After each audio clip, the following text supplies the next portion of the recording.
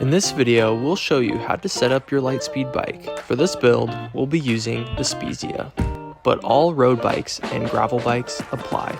Before starting, you'll need some scissors or clippers. Remove the front wheel, then remove the seat post. Then remove the bike from the box. Remove all packaging from the bike that was used for shipping. For Shimano Di2 electronic drivetrain builds, remove the tape that is holding the Di2 wires together, and be careful not to let the wires fall down into the seat tube. Using the Di2 tool, plug both Di2 wires into the holes in the bottom of the seat post. Then slide the seat post down to the preferred height. To tighten, use the 4mm torque wrench bit to tighten the seat post to 5 to 6 Nm. If you have a carbon post, torque to 5 to 6 Nm. To charge your Shimano build, plug the charging cable into the port on the back of the rear derailleur. A light will signify that it is charging.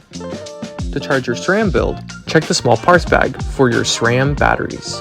Locate the batteries on the front and rear derailleur. Remove each by lifting up on the upper tab and sliding the battery out.